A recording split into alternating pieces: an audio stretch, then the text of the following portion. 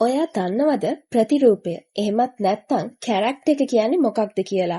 ඔයාගේ ක්වොලිටිස් ඒ කියන්නේ ඔයාගේ ගුණ, වචන, ක්‍රියාවන්, හිත මේ හැම දෙයක්ම එකට එකතු වුණාම ඔයාගේ ප්‍රතිරූපය එහෙමත් නැත්නම් කැරක්ටර් එක හැදෙනවා.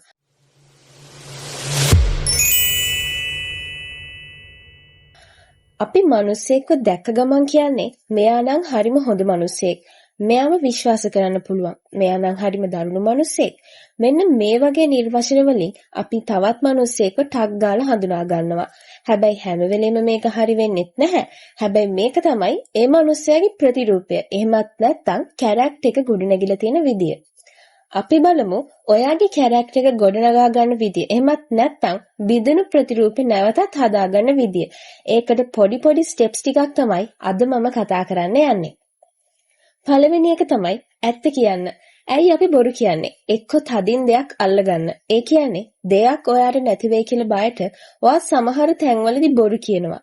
එහෙමත් නැත්නම් බයකට. එහෙමත් නැත්නම් ඔයාගේ කැරක්ටර් එක ඩැමේජ් වෙයි කියලා හිතන් ඔයා බොරු කියනවා. තව දෙයක් තමයි ඔයාට ඇත්ත කියන තරම් ගට් එකක් නැහැ.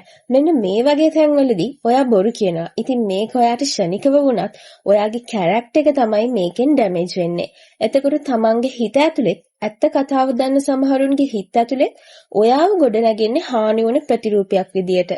මෙයාට නම් කොන්ද පණ නැහැ ඇත්ත කියන්න. මෙයා බොරුකාරයෙක්. මෙන්න මේ වගේව තමයි මිනිස්සුන්ගේ හිත තුළ තැම්පත් වෙන්නේ. හැම වෙලේම සත්‍යගරුක මිනිසෙක් වෙන්න. එතකොට ඔයාට ඇඟිල්ල දික් කරන්න කාටවත්ම බෑ. ඒ වගේම හැමෝගෙම හිතවල ඔයා ගැන නැති වුණු ප්‍රතිරූපේ ඊටාම උසස් විදියට වැඩෙන්න පටන් ගන්නවා. දෙවෙනි එක තමයි වගකීම් යුතුකම් ඉටු කරන්න. ඒ කියන්නේ ඔයාගේ රෙස්පොන්සිබිලිටි එක හරියට ඔයා කරන්න. ඔයා මොකක් හරි වැඩක් කරා නම් අනිවාර්යයෙන්ම ඒකට වග කියන්න පුරුදු වෙන්න. ඒක නරක දෙයක් වෙන්නත් පුළුවන්. ඒක හොඳ දෙයක් වෙන්නත් පුළුවන්. ඒ වගේම ඔයා මොකක් හරි වැඩක් පටන් ගත්තා නම් අනිවාර්යයෙන්ම ඒක අවසන් කරන්න. ඒක ඔයාගේ වගකීමක්. ඔයා කාට හරි පොරොන්දුවක් වුණා නම් අනිවාර්යෙන් ඒ පොරොන්දුව රකින්න. ඔයාගේ රෙස්පොන්සිබිලිටි එක හරියට කරොත් ඔයාගේ අවටින් අයට ඔයාව දකින්න පිරිසට ඔයාව වගකීම් සහිත උසස් පුද්ගලයෙක් විදියට තමයි පෙනෙන්න ගන්නෙ. අපි සමහර පුද්ගලයෝ දැක්කහම කියනවා මෙයා නම් ගත්ත වැඩේ හරියටම කරනවා. මෙයා නම් වෙලාවටම මේ වැඩේ කරලා දෙනවා. මෙන්න මේ වගේ අපි සබ්බහර පුද්ගලයන්ට කියලා තියනවා නේද? ඉතින් ඒකෙන් දිස් වෙන්නේ ඔහුගේ හෝ ඇයගේ ප්‍රතිරූපය. ඒ කියන්නේ එයාගේ කැරක්ටර් එක. ඒ කියන්නේ එයා කැරක්ටර් එක අතින් උසස් පුද්ගලයෙක් කියලයි. තුන්වෙනි එක තමයි ගෞරවය සහ කරුණාව. ඔයා හොඳ සමන් දෙන්නෙක්ද? නැත්නම් කෙනෙක්ගේ වචන වලට බාධා කරන කෙනෙක්ද? ඔයා හොඳට හිතලා බලන්න මේ දෙකෙන් ඔයා අයිති වෙන්නේ මොන කණ්ඩායමටද කියලා. ඔයා හොඳ සමන් දෙන්නෙක් වෙන්න. අනිත් කෙනා කියන දේවල් වලට බාධා කරන්න එපා. එයාලගේ අදහස් වලට ගරු කරන්න පුරුදු වෙන්න.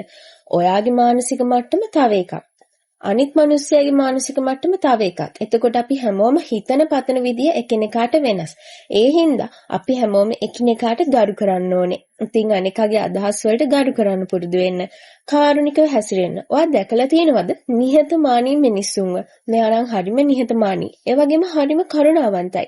ඉතින් මෙහෙම මිනිස්සු අනිත් අයව විනිශ්චය කරන්නේ නැහැ. අනිත් අයට පීඩාවක් වෙන විදිහට හැසිරෙන්නෙත් නැහැ. ඉතින් ඔයා තව කෙනෙක්ගෙන් ඒ දේ බලාපොරොත්තු වෙන්න කලින් ඔයා තුල ඒ දේ වර්ධනය කරගන්න. ඔයා හොයන මනුස්සයා ඔයාම වෙන්න. හතරවෙනි එක ස්වයං පාලනය.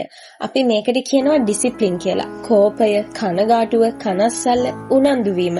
මේ හැම එකක්ම කන්ට්‍රෝල් කරගන්න පුළුවන් ඔයාට විතරයි. ඔයාට පුළුවන් ඔයා ගොඩක් තරහ ගන්නවද? එහෙමත් නැත්නම් ගොඩක් උනන්දු වෙනවද කියන එක තීරණය කරන්න. ඉතින් මේ දේ හරියට කරන එකට තමයි ඩිසිප්ලින්. එහෙමත් නැත්නම් ස්වයං පාලනය කියලා කියන්නේ. ඔයාගේ හිතට සීමා දාගන්න, ඉගෙන ගන්න, වැඩ කරන්න, ඩිසිෂන් ගන්න මේ හැම දෙයකින්ම ඔයාගේ ඩිසිප්ලින් එක තමයි තීරණය වෙන්නේ. අපි සමහර වෙලාවට සමහර මිනිස්සුන්ට කම්ප්ලේන් කරනවා මෙයා කිසිම ඩිසිප්ලින් එකක් නැති මිනිසෙක්, කිසිම විනයක් නැති මිනිසෙක් කියලා. අපි ඉස්කෝලේ ගියාමත් ගුරුවරුන්ගේ මේ දේම අහගෙන තියනවා නේද? ඉතින් කාටවත් ඔයාගේ ප්‍රතිරූපය විනිශ්චය කරන්න දෙන්න එපා. ඒක ඔයා තුලින්ම ඔයා හදා ගන්න ඕන දෙයක්. පස්වෙනි එක තමයි ආදේශකයක් වීම. ඔයා කවදාවත් කවුරුත් කරන දෙයක් බලලා දෙයක් කරන්න යන්න එපා. ඔයාම වෙලා හරිම දේ කරන්න. අපි දැන් උදාහරණයක් විදියට මේක ගමු. එහෙම නැත්නම් මෙයා ගමු කියලා කියනව නේද? ඒ උදාහරණය ඔයා වෙන්න. ඒත් නරක විදියට නෙවෙයි, හොඳ විදියට. අපි හැමෝම පොඩි කාලේ කියවපු පොතක් තමයි සිරිමත් කියලා කියන්නේ.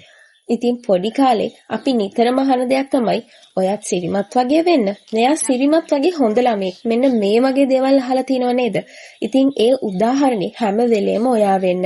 මුළු ලෝකෙම ඔයාව දැනගන්න ඕනේ නැහැ. ඒත් ඔයාගේ අවටින් අයට ඔයාගේ ප්‍රතිරූප මේකෙන් ගොඩ නැගින අවස්ථාවක් තමයි සිද්ධ වෙන්නේ. කවුරුත් බලන්නේ නැති වෙලාවෙත් ඔයා හරි දෙයක් කරන්න.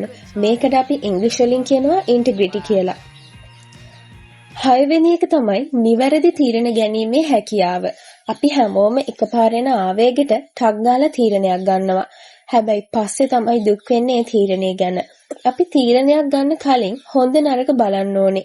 ඉමෝෂනලි ඩිසිෂන්ස් ගන්න එපා. ඔයාටත් ඔයාගේ අනාගතයටත් හොඳ වෙන විදිහට තමයි තීරණයක් ගන්න ඕනේ. තමන් ගැන හිතන එක ආත්මාර්ථකාමී බවක්ම නෙමෙයි හැම වෙලේම. ඒක තදින්ම ඔළුවේ තියාගන්න. විශ්වාසය.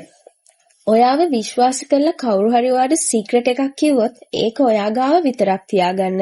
ඒ සීක්‍රට් එක කියන කෙනාට වැදගත් වගේම විශේෂ හින්දා තමා ඔයාව තෝරගෙන තියෙන්නේ. ඒක ඔයාට කියන්නේ ඉතින් ආපහු ඔයා විශ්වාස කරන කෙනෙක්ට ඒක කියන්න යන්න එපා. ඔයාටම සහතික වෙන්න.